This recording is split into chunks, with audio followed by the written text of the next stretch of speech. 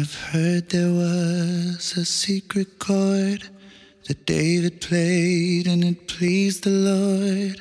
But you don't really care for music, do you? Coucou, ici Sylvie, je vous retrouve pour une nouvelle vidéo. Je rappelle pour ceux qui ne me connaissent pas encore que je suis là pour aider les victimes de pervers narcissiques à reprendre goût à la vie et à remonter la pente. Alors vous connaissez l'histoire de l'âne qui se trouve au fond du trou? Allez, je vous la rappelle. C'est un âne qui est tombé au fond d'un trou et le fermier, convaincu que cela ne vaut pas la peine de sauver ce vieil animal stupide, décide de remplir la fosse et d'enterrer l'âne par la même occasion. Alors avec d'autres villageois, il va y déverser de la terre. Au bout d'un certain temps, il regarde si l'âne est enseveli. Et quel n'est pas son étonnement lorsqu'il constate que l'animal s'est chaque fois dégagé des pelletés qui lui tombaient dessus. Le trou devenant de moins en moins profond, l'âne s'est rapproché de la surface. Et puis finalement, il ne restait plus qu'à enjamber le rebord et le voilà hors du trou. Donc pourquoi je vous raconte cette histoire-là aujourd'hui? C'est parce que je me suis trouvée au fond du trou, tout comme vous. Et je veux vous montrer qu'il y a moyen de s'en sortir. Cette fable vous montre que malgré que la vie vous bombarde de saleté, vous pouvez vous en débarrasser et passer outre afin d'en venir à bout et de vous élever. Nous devons faire en sorte de vivre plus léger. Et comment? Voici 5 petites règles de base, très simples, qui vous permettront d'être un peu plus heureux encore chaque jour. D'abord, c'est alléger votre cœur et pardonner. Je vous donne le lien ici vers mon article sur comment pardonner quand on a autant souffert.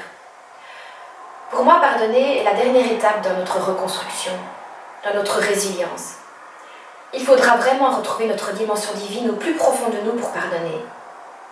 Il y a le pardon à soi d'abord. Oui, nous sommes responsables de notre situation. Nous avons laissé faire parce que nous voulions être aimés à tout prix, ou pour une autre raison. Et nous avons été, sans le vouloir, je vous l'accorde, complices de notre bourreau ou de la personne qui nous a blessés. Et puis aussi pardonner à l'autre. En tout cas, ne plus ressentir de haine, de colère, d'amertume, de rancœur. Pardonner ne veut pas dire oublier, et encore moins accepter. Mais le pardon nous permet de retrouver la paix en nous, afin à présent de passer à autre chose. Allez voir l'article, ce sera plus complet, vous verrez. Mais si vous n'êtes pas prêt maintenant, je peux vous dire que c'est normal. C'est la dernière chose que j'ai dû faire pour vraiment retrouver ma sérénité. La deuxième clé, c'est libérez-vous de vos soucis. Lâchez prise. Là aussi, je vous renvoie vers ma vidéo sur comment lâcher prise. Cette notion est essentielle, car vous devez prendre conscience qu'il nous est impossible de tout contrôler dans nos vies. Il y a des lois, des vides juridiques, puis il y a les autres, puis des tas d'autres choses sur lesquelles nous n'avons aucune prise. Nous n'avons rien d'autre à faire que de les accueillir et de les accepter. Vous braquer contre ces choses ne fera que vous épuiser en vain. Et puis arrêtez d'avoir peur, car 90% de nos craintes n'arriveront jamais. La troisième clé pour nous alléger, c'est vivons simplement et profitons des petits plaisirs simples. Ici, je vais vous renvoyer vers ma vidéo dans laquelle je vous filme mes 25 clés pour être plus heureux dans votre vie.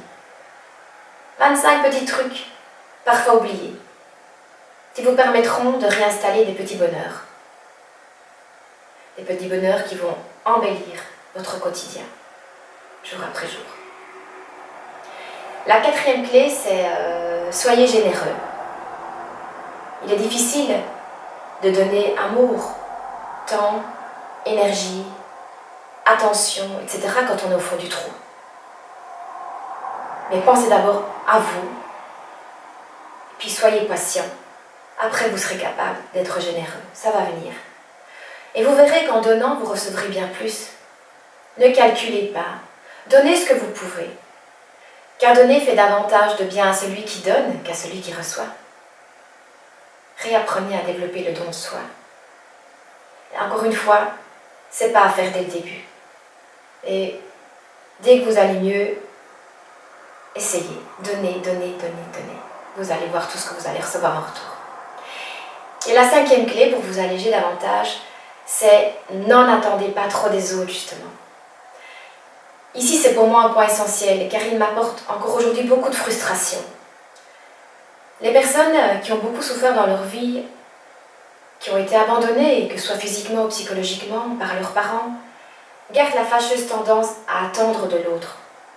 Que ce soit de la reconnaissance, ou des compliments, des aides, quelles qu'elles soient. Si je vous donne un exemple par rapport à moi, je suis énormément blessée quand une amie me demande d'aller au cinéma avec elle un samedi soir et qu'elle annule au dernier moment.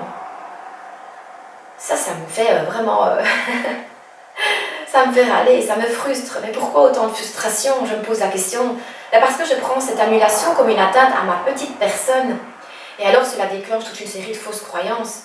D'ailleurs, vous pouvez aller voir aussi la vidéo sur les fausses croyances. Je me soigne encore aujourd'hui à ce niveau-là, car j'attends encore énormément des autres, même si je sais que cela me rend triste, frustrée et colérique. Alors, essayons de ne pas trop attendre des autres. Créons notre propre bonheur. Ils ne sont pas nous, ils n'ont pas vécu les mêmes expériences, ils ne voient pas notre réalité comme nous la voyons nous, car ils sont régis par leur réalité à eux. Alors mon petit truc pour ne plus être autant frustrée, dès que quelqu'un ne répond pas à mes attentes, que je ne communique pas toujours de façon claire aussi, mais enfin, ce que je fais, je bifurque automatiquement vers autre chose. Donc, dans le cas où une amie annule un cinéma prévu depuis quelques jours,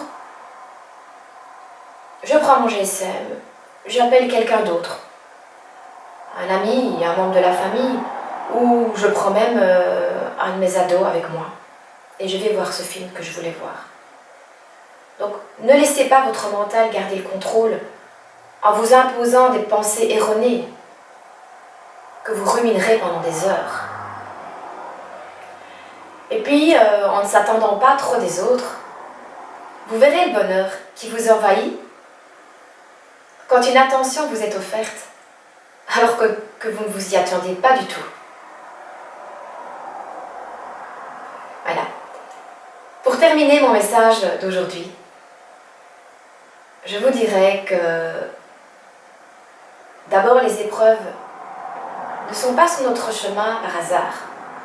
Et que si elles nous arrivent, c'est parce que nous avons la force et la capacité de les surmonter. Soyez-en certains. Ensuite, ce qu'il y a de bien quand on est au fond du trou, c'est que la seule solution, le seul chemin qu'il nous reste à emprunter, c'est celui de remonter vers le haut. Il n'y a pas d'autre choix. Donc on vous montre la destination, on vous montre la direction. Faites comme l'âne. Servez-vous de ce que vous pouvez et sortez de votre trou. Voilà.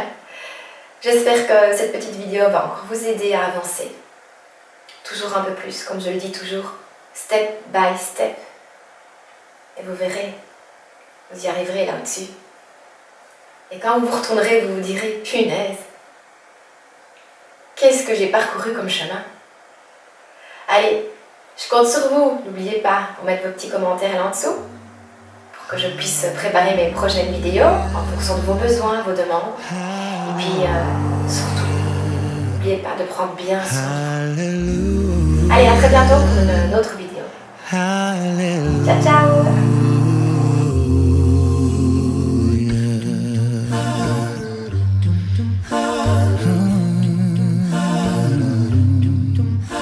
Your faith was strong, but you needed proof. You saw her bathing on the roof, her beauty